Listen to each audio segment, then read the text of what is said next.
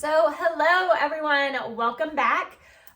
This week we are talking about a really chilling tale, like one that actually got a ton of media coverage, but I had never heard of until like a week ago. And so it's actually where a woman was kidnapped from a payphone while she was on the phone with her fiance. And that's not even the craziest part of this story. But before we get into that, my name's Natalie. I'm Erika, and this is Drunken True Crime.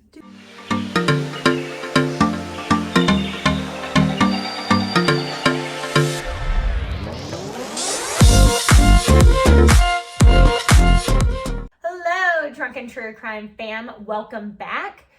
For those of you that are new, welcome to the shit show that is us. Cheers. Cheers. Cheers to you. Cheers to you. Cheers to you. Hope you enjoy this. That is disgusting. I told you, it's not the best. For those of you that are returning, we love you. We thank you so much for coming back. We're so glad to see you here. Yeah, thank you, friends. So, you know the drill. Before we get started, we have a few disclaimers. 1, we talk about true crime. 2, we drink. 3, we cuss.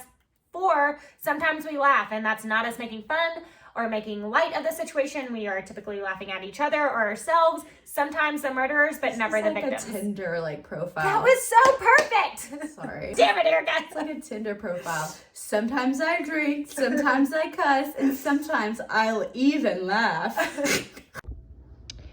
Okay, last disclaimer here, folks. The information provided by us in this video is for educational purposes. All information in this video is provided in good faith. The views expressed are our own personal opinions, and the details we provide are all alleged, and individuals are innocent until proven guilty in the court of law. If any of those things offend you, that's okay. Probably won't like this channel, though. Get the fuck off our channel. But if those things sound amazing to you, so if true crime, drinking, and talking with your besties sounds awesome to you, please grab that cocktail. This week, our cocktail of the week is a blueberry basil vodka drink that is not good. So don't recommend it. We do not recommend it. This will be ranked like lowest probably of the cocktails. Yeah, I mean, we're gonna drink it because we'll give it a martini glass of 1.5.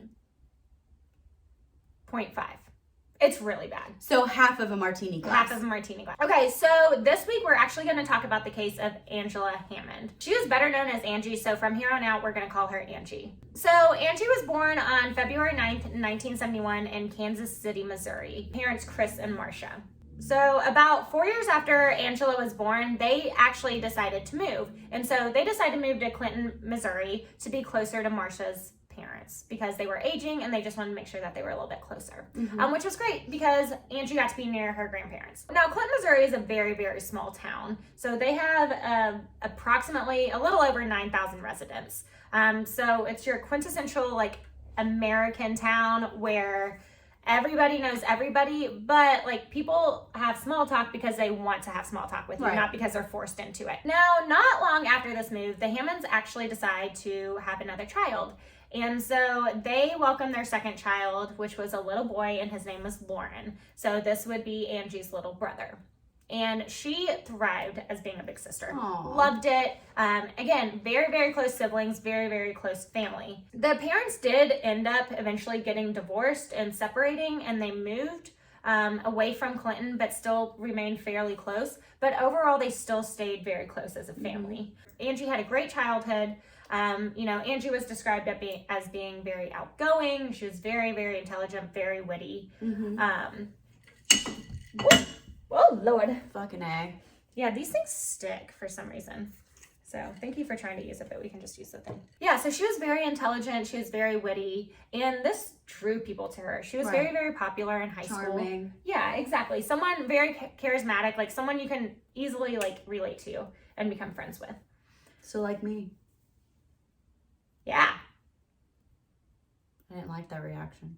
Erika, you know good and well that it took when you were younger, not now. Not right now, now in our adulthood, everyone gravitates towards you. But when we were younger, it took a little bit. Oh, I was a real, bitch. She said it, not me. I still am, but... No, but you're very easy. Like, you're very approachable now. When you were a child, you had this aura about you that you were the shit. People still say I have an aura around me that I'm the shit. It's just I'm more likable now. Yeah. Or like, well, more approachable. I would agree with that. Mm-hmm. Yeah. Okay. So, so yeah, she was very popular in high school and just, your average 1980s high school student. Although Angie was from a small town, she did have really, really big dreams, and she went after those dreams. She was extremely driven.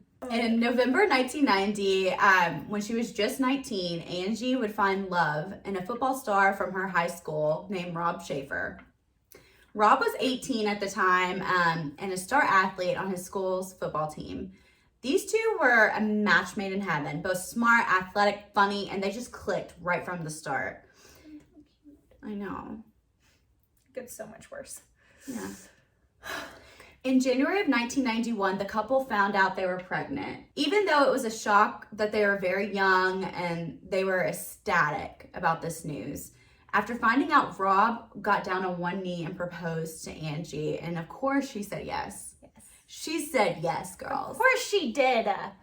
But she posed like the everybody fucking does. Yeah, in 1980. I bet they were doing no, the same but thing. like when everybody does like their proposal, it's like the girls are always like, when he's down on one knee. I don't remember what I did. Oh, I do remember the words that came out of my mouth, but it's not. I said, are you serious? Like, are you sure? That's what I said. I said, are you sure? Mine was when he told me he was getting deployed, and I was like, you're marrying me. And he goes, okay. The most romantic proposal ever. We're the epitome of great proposal stories. No, mine was actually amazing. My reaction was not. So this couple were on cloud 9 and went full steam ahead, chasing after their dreams and making sure they could provide for their new child. Y'all, so I wrote the script, and I'm loving the enthusiasm behind this, Erika. You are doing better than I could have ever imagined with this. Bringing it to life. I'm really bringing it today, guys.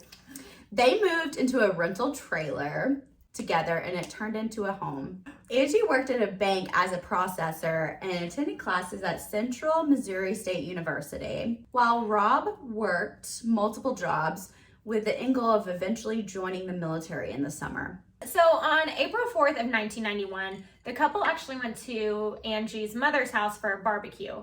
And again, remember, at this point, her parents were divorced and her mom had moved out of Clinton. So this was about 20 miles away from Clinton, Missouri. They had a great evening with their mother. They caught up, just hung out. Everyone was talking about the baby. Everyone was getting so excited. Aww. At this point. Angie's about, I think, 4 months pregnant at this point. And overall, they just had a really great evening. And at about 9 p.m., Angie and Rob ended up leaving because Rob had actually told his mom that he would babysit for his little brother. So Angie was going to go take Rob, drop him off at his mom's house so he could babysit his little brother. And she was going to go hang out with her friend Kayla. Mm-hmm. But the plan was that her and Rob were going to meet up after his mother came home. They were going to meet up downtown, just hang out, and then they would go back to their home together. At approximately 10 p.m. that evening, Angie drops Rob off and then goes to meet Kayla. As she drops Rob off, she tells him that she'll call him in a few hours and, see where he's at, if his mom's back, and then they'll make plans to meet up. Mm-hmm. So Angie and Kayla, they ended up hanging out for a few hours, and at approximately 11:15, they end up parting ways. And so, as promised, Angie goes to the payphone to call Rob. And again, this is in 1991, so cell phones are not readily available at this time. Payphones are still a thing. Exactly. So Angie pulls up to a payphone right in front of the food barn. So it's at the intersection of Jefferson and 2nd Street. Now, I want to point out that this is just 7 blocks from where Rob is at this time. Okay. So 7 blocks from Rob's mom's house. Angie calls Rob up, he picks up, and they're just making small talk, essentially. Talking about whatever young lovebirds do and what they talk about. At one point in the conversation, Angie stops the conversation to tell Rob that there is a man that keeps circling the block in a truck. And more specifically, it's an older green Ford pickup truck. So that same truck parks next to the payphone, which is really, it freaks Angie out. I mean, that would freak anybody out. Yeah. Her spidey senses start going into overdrive. Yeah. Fight or flight, girls. Fight or flight. Yes. Rightfully, be a bitch, stay alive. Rightfully so, Angie describes the man to Rob as an older man who is filthy and bearded. Yes, and that's a direct quote. Filthy and bearded. Which is my type of man. I'm just kidding. Lord. The man then exits the truck and walks into the payphone booth next to her. Which, okay, so is she in the booth?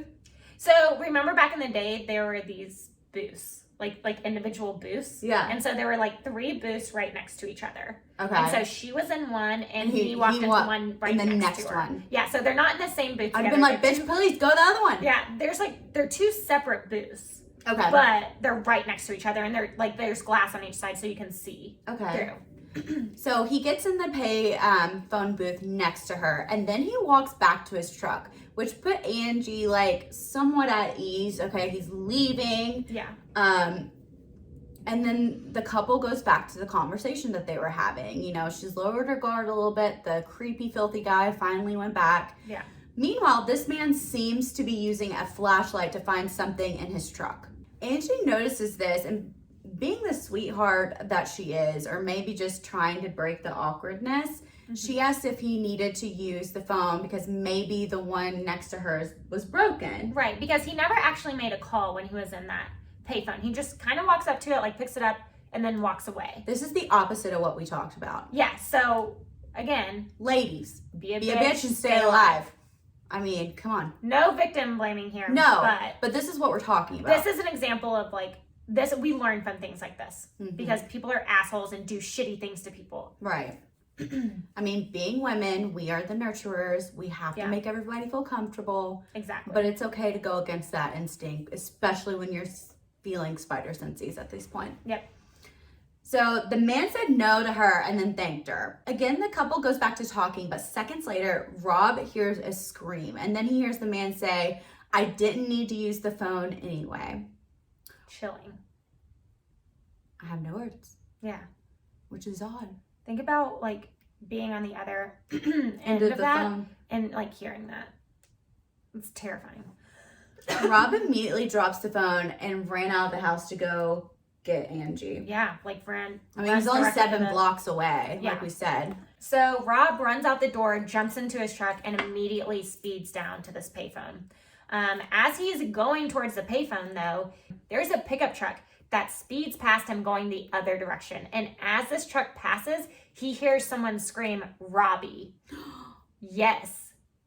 Yes. It is the kidnapper and Angie in this truck that just passed him. Oh my God. So luckily, Rob hears this. He slams on his brake, like puts his truck in reverse and does a U-E, like really quick, and starts chasing after this truck. Unfortunately, though, when he slammed on his brake and put it into reverse, he did severe damage to the transmission. Yeah, so he ends up chasing this truck for about 2 miles, and then as the truck turns right, Rob tries to turn right to follow him, and his transmission gives out and his car breaks down. Right. Is that not, like, how fucking devastating would that be? Like, you see them, like, I could not imagine what was going through his mind and how guilty he felt. Not that he should have, but, like, there's no way that you wouldn't feel guilty with that happening. Right. Like, and you were so close to them, too. I know, so close. Like, you heard her scream for you. She saw you. Like, you were there almost, like, I just can't even imagine. No, I can't either. So, after his car breaks down, he gets out of the truck and just starts running, right? Trying to get to the nearest payphone and trying to flag down someone. So, luckily, a good Samaritan pulls over and immediately takes Rob to the police station where he tells them what's going on. And again, remember, this is 1991, so cell phones and things like that were not readily available. So like that's why he was like running and trying to flag someone down, and they went immediately to the police station. Like it's not like you can stop and call. Right. And again, this is a very small town. So the police respond immediately. There's a massive search, not only by the police, but the community just pulls together and starts searching for Angie. They searched by foot, by car, bike, even helicopters. But unfortunately, that was the last time Angie was ever seen. That's with her devastating. I know, when her fiancé literally crushed her. Yeah. Although it was dark, Rob was able to give a description of the truck, stating it was an older late 60s, early 70s green Ford pickup truck with a mural that covered up the entire back window of a fish jumping out of water. I hated this guy before, and now I really hate him. How country. How fucking bumblefuck is that? Local police request the assistance of Missouri Highway Patrol and got a list of over 1,000 trucks that were similar to this description. Yeah. Fuck. Yeah. I know, right? I didn't know Missouri was that redneck. Yeah, well, it's trucks, man. It's just a green truck. I'm a man. I drive a truck with a fish jumping out water. Yeehaw! So I think, to be fair though, I think they only did green trucks because you could take that mural off. Right, like, if right. they thought like that's how he could be identified, like Right. so they did all green trucks matching this Ford's early 60s, late 70s. Okay. With Late 60s, early 70s. Yeah. They checked all of the trucks. However, in the end, they were all ruled out. Yeah.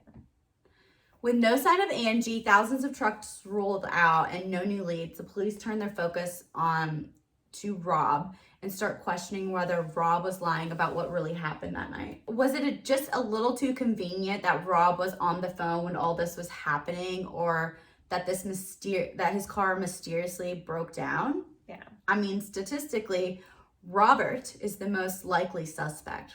Yeah. However, after about a week of really investigating, Rob was ruled out as a suspect. Yeah. So Rob was ruled out for a few reasons.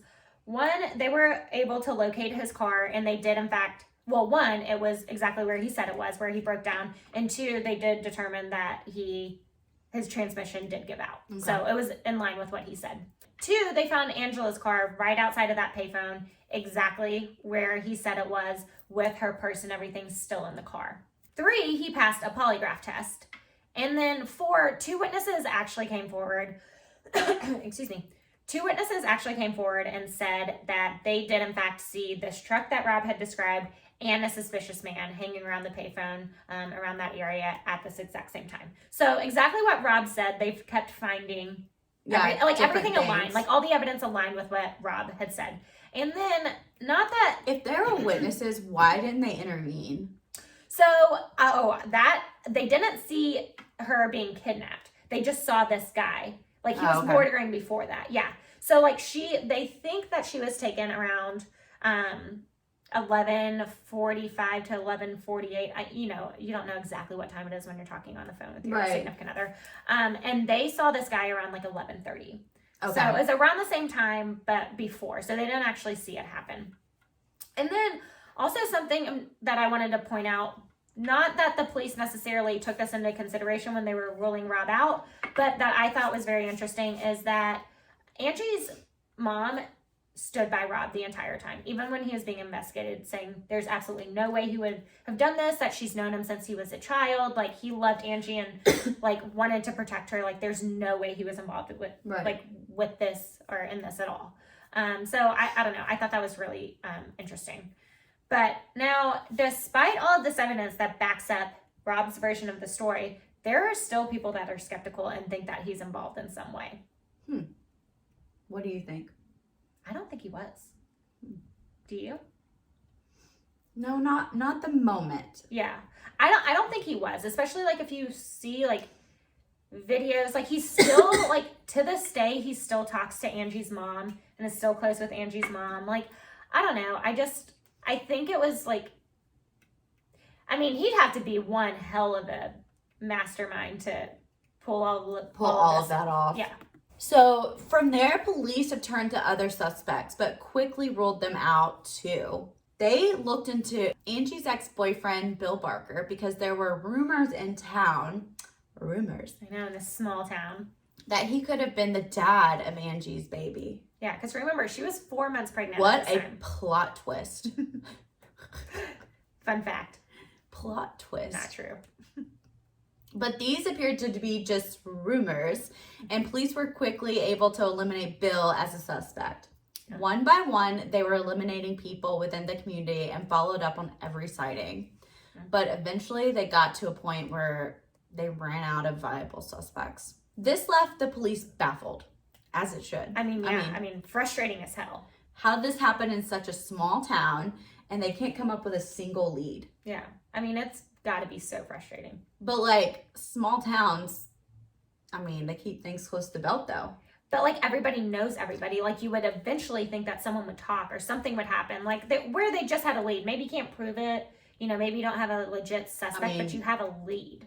Like they didn't have anything. Give the Tara Grinstead case. I mean, they knew that it was two people that did this for 10 years, never spoke. Yeah. And it was a small town. Police decided to look outside of their small town and look to see if there were any recent kidnappings that matched the MO of Angie's within an 80-mile radius of Clinton. Yeah. And that's where they discovered that there are two young women who have been abducted in similar fashions to Angie, Trudy Darby and Cheryl Ann Kinney. So in January of 1991, just 3 months before Angie was abducted, a woman named Trudy Day was working a night shift at a gas station in Max Creek. Now, this is only like approximately 70 miles away from Clinton. Mm-hmm. So at approximately 10 p.m. that night, she called her son and she told him like, hey, there's these men outside of the gas station and they're making me really uncomfortable. Like, again, spidey senses going off. Right. So she actually asked her son to come down there. And so her son, alarmed, jumps right in the car and gets down there within 10 minutes of this phone call. But when he got there, Trudy wasn't there. Oh my gosh. I know. 2 days later, they actually found her body just 15 miles away. Wow. Okay. I know. So then, just 1 month after Trudy's abduction and murder, in February of 1991, in Nevada, Missouri, Cheryl Kinney was working at a convenience store. So she was scheduled to close that night. But it was like a really, really slow night that night, so she decided to close early. At approximately 10 p.m. that night, she sent everyone else home. She starts counting the cash in the register to close down. And at exactly 10:17 p.m. that night, the alarm for the convenience store was set, okay? Mm-hmm. And again, we have this obviously because we know exactly because it's an alarm system. From there, though, we have no idea what happened to Cheryl. Like, none whatsoever. Wow. Cheryl's car was found in the parking lot, but Cheryl was never seen again, and they've never found a body. And to this day, her case, is unsolved. Her case is unsolved. Yeah. Is that not crazy? That is crazy. Yeah. And this was in months, like within a 4 to 5 month span. Wow. So now police believe that Angie, Trudy, and Cheryl's case could be connected due to the similarities in how the women were taken. But there was never any evidence connecting the three cases. Yeah. However, in 1994, two individuals were actually arrested for Trudy's death. Jesse Rush and his half-brother Marvin Cheney. Now, these dumbasses were caught because they bragged about killing Trudy to multiple friends. Multiple. Okay, bro. I bet you have a fish jumping out of water mural on your back of your truck too. Fucking asshole. Douche. Well, one of those friends told police that they set up a sting operation where they got Rush to confess on tape. Yeah, so legitimately, kudos to this friend. Here's like Rush tell them about this murder, like bragging off about this murder. And the friend's like, okay, fuck you, dude. I'm going to police. The police are like, are you okay with like meeting up with him again and like having a recording device so that you can try to get him to confess? And this friend was like, absolutely. Abso-fucking-lutely. Yes. So you would think he would have learned his lesson. No. But no. Once arrested, Rush opened his mouth again and confessed to another prisoner that he was involved in other unsolved cases, allegedly stating that he dumped bodies of two other women in remote locations, and their bodies have never been found. Right, which Angie's has never been found and Cheryl's has never been found. Definitely suspicious. Yes. Definitely suspicious. However, without any evidence linking him to other crimes, he was never charged with their murders, and both cases still remain unsolved to this day. Fucking asshole. I know. Okay, so going back to Angie's case, unfortunately, the case went cold, like fucking ice cold. Even despite like a lot of media attention. So in November of 1991, Unsolved Mysteries actually covered this case. Oh, really? Well. Okay. Yeah. And there were some leads that came out of this, but ultimately they were all ruled out. So for years, nothing really came of the case. Like, there was just no new evidence. The police kept working it though, and they ruled out a ton of people. But as soon as a lead would pop up, they would quickly rule it out. Right. You know, so this went on for over a decade. And it was very frustrating. And again, they were still working it. Right. But unfortunately, they just weren't getting anywhere. However, in April of 2009, the police actually released a statement to the media stating that they had new evidence in the form of DNA. Wow. Yes, but they didn't ever go in to detail about what this DNA was. So they didn't give any explanation what type of DNA it was. Was it blood? Was it semen, saliva? They didn't go into any of that. And ultimately, like, nothing really came of it. Right. So that was in 2009. It's 2022, and that's kind of the last that we heard about this DNA evidence. But then in just spring of 2021, last year. So yeah, exactly. Just last year, they came out saying that they believed Angie's abduction was a case of mistaken identity. No, they fucking did. They did. Yeah. That's what I thought too. I was like, oh my God, here we go again. But like, just wait. Hear us out on this one. No, they fucking did. They did. But just literally go through and just hear us out. So an informant comes to the police and provide them with a wild theory. And some pretty interesting information came out of this. The informant told police that he believed Angie was abducted because of misidentification. Yeah, so this informant came forward to police, and the informant was like, they meant to take my daughter, not Angie. Like, and they just fucked it up.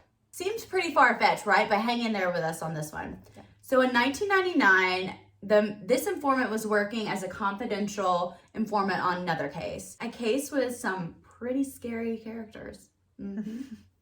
This informant also had a daughter named Angela, who looked very similar to Angie, and police confirmed this resemblance. Yeah. The informant believes that the people he was informing on found out and were going to seek revenge by kidnapping his daughter. But they grabbed the wrong Angela. Police investigated this man's story and confirmed all of the other details were true. Yeah. He was an informant working in Clinton. He did have a daughter named Angela, and she did really look like very similar to Angie. Yeah. Additionally, the man provided police with a ransom note that he believed was from people who he believed were trying to kidnap his daughter and kidnapped Angie instead. And I'm going to read to you what the ransom note says, and there's a lot of blanks because they redacted it. Hello, no blank. We know who you are, no blank. People like you deserve what you get. We know where your foxy daughter is at. She will see us soon. Tell blank she has our deepest sympathy in her further loss. Goodbye.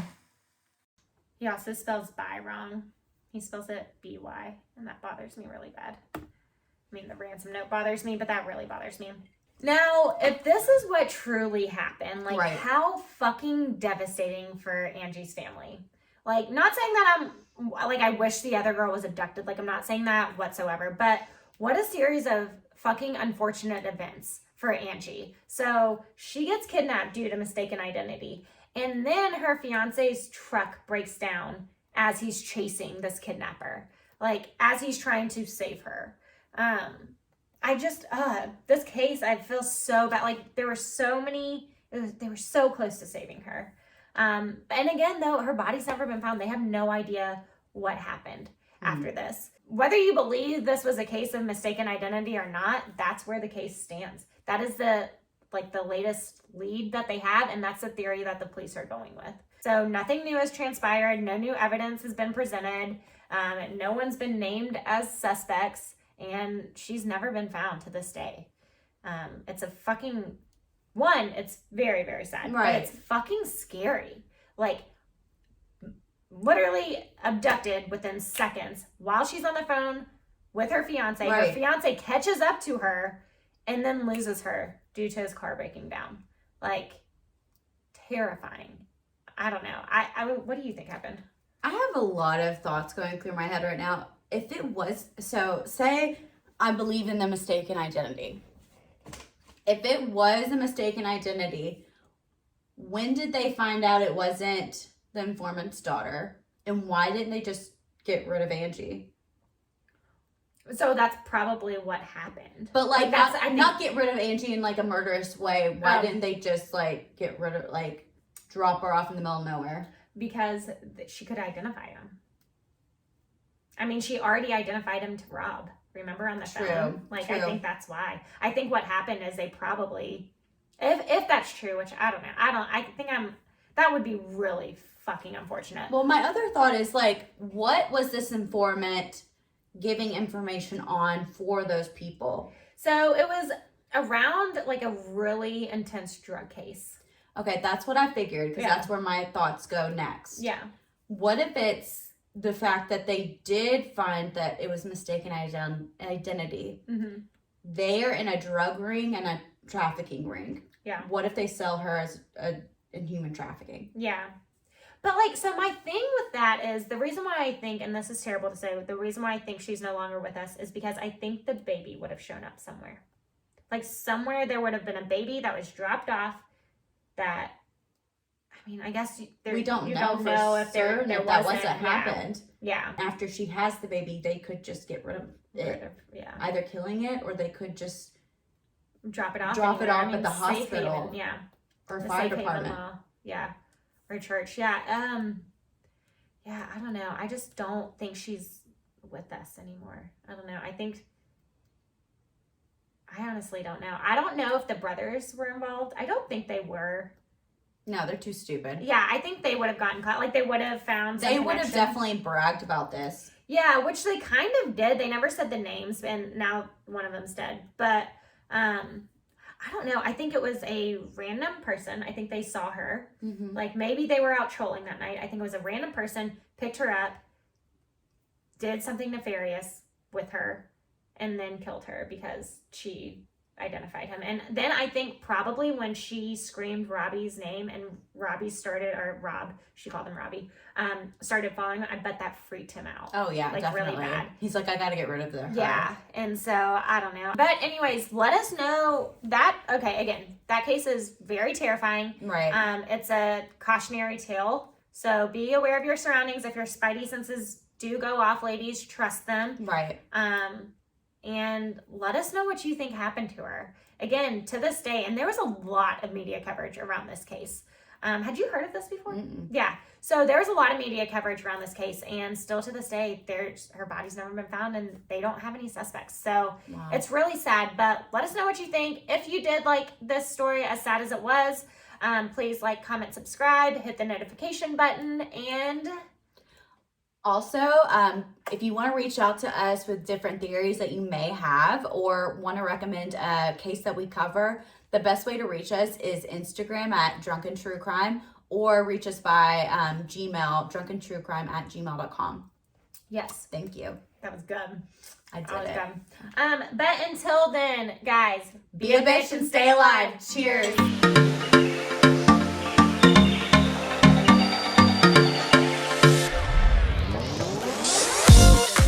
Of Mizzou.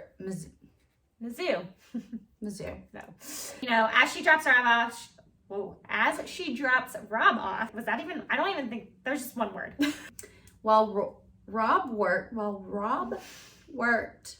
I feel like is my part too much this way? Am I like way too millennial? Did you just say trailer?